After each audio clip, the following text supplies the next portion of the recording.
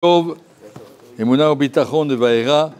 À Parashat de Vaera, on a l'histoire des grenouilles que de Shbuch leur a dit sauter dans les chambres, dans les lits, et dans la pâte, et dans le four. Ou Tanurecha, ou Misharotecha. Chaque grenouille pouvait choisir si elle veut sauter dans le lit, dans la chambre, dans le Kha, à l'intérieur du ventre d'un Égyptien, ou Tanurecha, ou Misharotecha. Et il y en avait partout. Et à la fin, c'est marqué, lorsque la plaie s'est arrêtée, c'est marqué Vayas Hashem vayamutu atzfardim min habatim ou min hachatserot min hasadot. Toutes les tzfardim qui sont restés dans les maisons et dans les cours et dans les champs, tout cela ils sont morts. Vayizburotam chomarim, chomarim, on a fait des grands tas. Vativa sha'aret, ça sentait la poubelle partout, des cadavres de grenouilles, tout plein. Mais c'est pas marqué que celles qui sont sautées dans le four et dans les pâtes, dans la pâte, dans les fours, sont mortes. Marqué dans les sfarim, eux, ceux-là sont restés vivants. Puisqu'ils ont été prêts pour le Kiddush Hashem à sauter dans le feu, que je vous ai dit, vous avez fait ça le Shem Shamaim, on va en échange, on va vous sauver, mais il n'y a pas de raison que vous allez mourir pour ça. C'est qu'ils ont profité, on peut aller dans les maisons et dans les champs et dans les lits et dans les trucs, pourquoi pas, c'est sympa. Alors, ceux-là sont mortes quand le Kiddush Hashem s'est terminé. Alors que celles qui ont été prêtes à mourir, celles-là ne sont pas mortes. Et la Gemara nous raconte dans Maseret Psachim que lorsque Hanania, Mishaël et Azaria, trois de nos derniers prophètes, ont été agressés par Nebuchadnezzar, vous prosternez devant la statue où je vous tue, où je vous jette dans le feu. La Gemara dit, ce n'est pas une avodazara. Comme si on va prendre trois Français, on va leur dire, prosternez-vous devant la statue de la République ou devant l'Arc de Triomphe.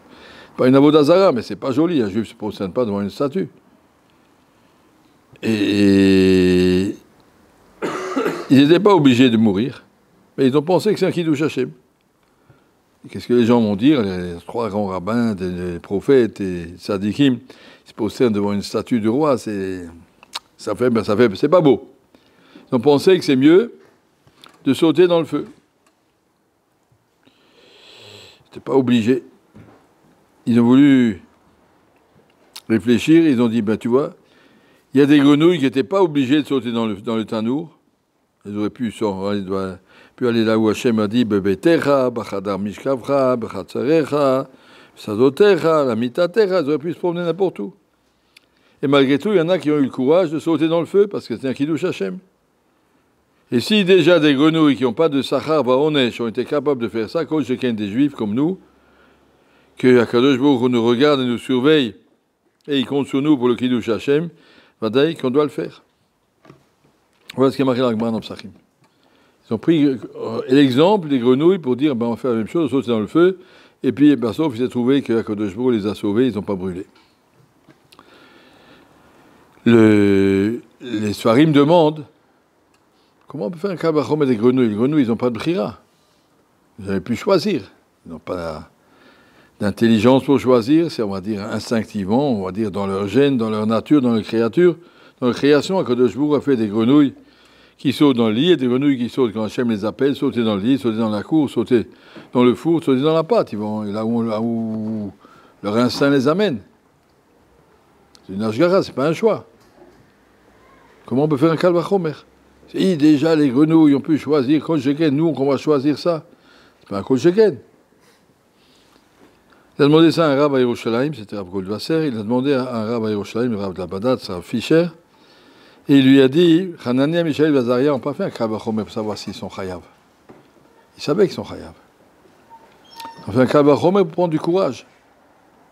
Sauter dans le feu quand on n'est pas obligé. Quand on est obligé, il n'y a pas de problème, avec plaisir. On y va, on dit une bracha, Kiddush Hashem, on y va. Alors, on n'est pas obligé, on aurait vraiment, Hashem t'oblige pas, c'est à toi de voir, tu veux pas. Vous avez besoin de courage. Ce courage, ils l'ont pris chez les grenouilles. On voit que les grenouilles n'étaient pas obligées, chaque grenouille pouvait choisir, théoriquement, enfin. Et elles l'ont fait dans sauter.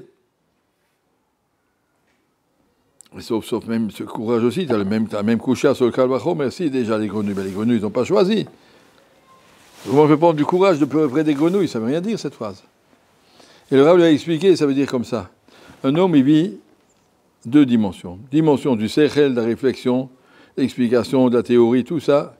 Tu peux faire des Kalvachomer, tu peux faire des pichas, des couchards, on ne peut pas apprendre ça de la grenouille. Mais le chiyuv de sauter dans le feu, ils l'ont pris par eux-mêmes dans la mitzvah de Kiddush Hashem, ils ont appris la Sugya. Ils ont vu qu'on n'est peut-être pas obligé, mais c'est une grande mitzvah, on va le faire. Mais l'homme, à part son sechel, il a aussi un nefesh, un corps, qui n'a pas envie de mourir. Et ce corps, il a besoin de courage.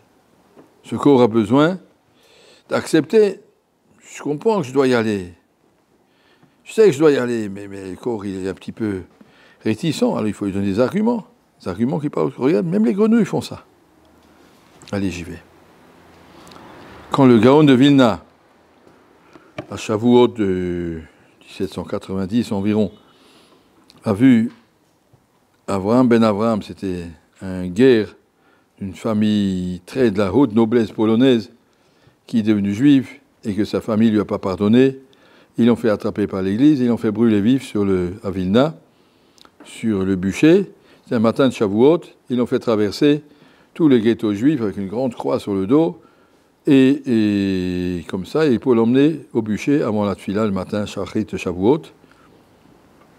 Et quand il passait, le Gaon de Vilna était par la fenêtre, a regardé par la fenêtre, il a dit Avrom, Kicher, marche plus vite. Tu vas lentement, tu as l'impression que tu n'as pas envie de mourir. Marche, va. Il n'a pas expliqué ça, c'est moi qui j'explique. Il a dit va plus vite. Il allait plus vite. Il allait sur le chemin, il chantait. Il y a une chanson qui est encore conservée chez les chassidim, je ne sais pas exactement l'air. Et il a dit une bracha, c'était le matin. Baruch atah Hashem, Mekadesh Shmo Borabim. Le bracha qu'on dit, les Sfaradim ne la disent pas, mais nous on l'a dit. Ouais, ce qu'il dit là, comment ça s'appelle les Bonalim. Après on dit Aval Anachnu Bnei Beritecha. Après on dit Shema Yisrael. Vous avez ça dans un tefila avant Baruch Shamar. Ça s'est mis Baruch Mekadesh Shmo Borabim. Nous on dit avec Shem ou Malchut, Baruch atah Hashem, Mekadesh Shmo Borabim. En tout cas, il a dit cette bracha et il a été brûlé. Je veux seulement amener de ça ce que le Gaon de Vilna lui a dit. Termaer, va plus vite. Montre que tu es content. Tu as la chance de pouvoir mourir à Kiddush Hashem. Alors il faut que non seulement ton esprit le comprenne, dans la tête c'est clair, mais dans ta personne. Montre, tu veux. Puis effectivement, il a été brûlé et il a été enterré. Le Gaon de Vilna est allé sur sa tombe après. Il a regardé la tombe à côté. Il a dit Zot menuchati adead po eshev kivitia. Ça c'est ma place. Je veux cette place à côté de lui. Entre les deux, après, il y a un grand arbre qui a poussé, qui est tombé le jour de la déclaration de la guerre 1914. Comme ça, on raconte cette Tisha B'Av. En tout cas, je reviens à notre histoire. Le corps doit vouloir, et pas seulement la tête. La même chose qu'on a dit cet après-midi sur la Emouna. Emouna dans la tête, c'est facile. Mais ce qu'il faut arriver, chez Vota, il le va vers ton cœur, ton corps, ta personne doit ressentir le Hémet. Pas seulement théoriquement, dans la tête, c'est facile, on comprend, bien sûr, c'est juste, c'est normal, bien sûr.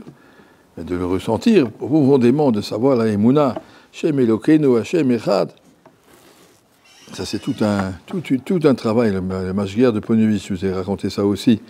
Il y avait eu un de ses talmidim à Poniovitch, un vieux, qui l'avait ramené avec lui de Pologne, enfin il s'occupait de lui. Un vieux monsieur, et puis il était arrivé à la fin de ses jours dans sa chambre à Poniovitch.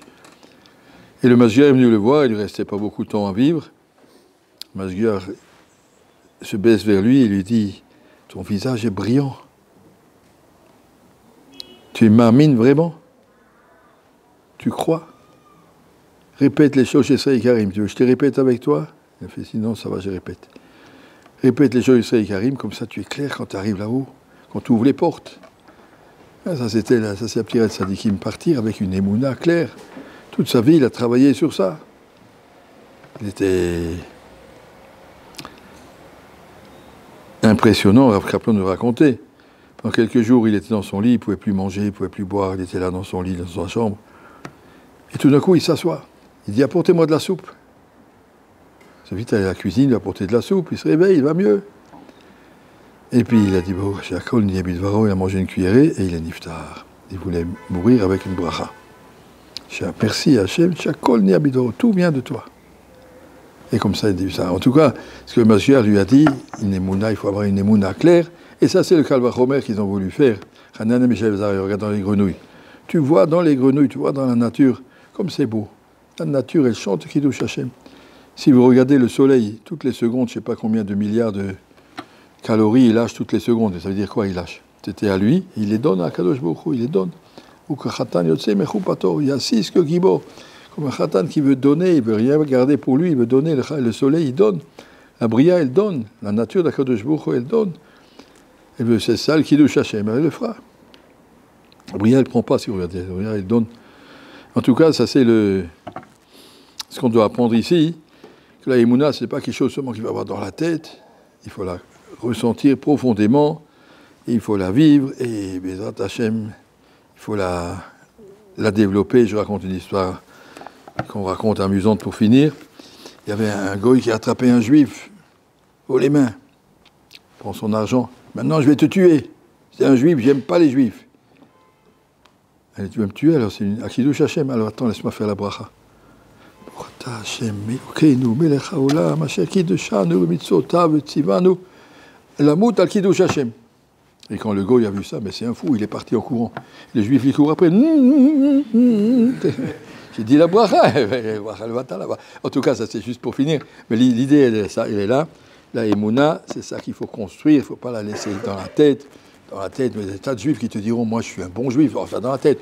Concrètement, évidemment, ça m'est difficile, mais bien sûr, dans ma tête, je suis clair, mais ça ne sert à rien, ça. Mashiach, il disait dans la tête, quand tu étais au ciel aussi, ton tête était bien. Ce que tu es revenu ici, c'est pour que ton corps y ressente ça. Pour faire ressentir ça à l'intérieur de la personne physique. Ça, c'est tout le travail. Pour arriver à éduquer son cheval, qu'il arrive à suivre le cavalier. Ça, c'est tout le tachlit de la bria. Shavua tov.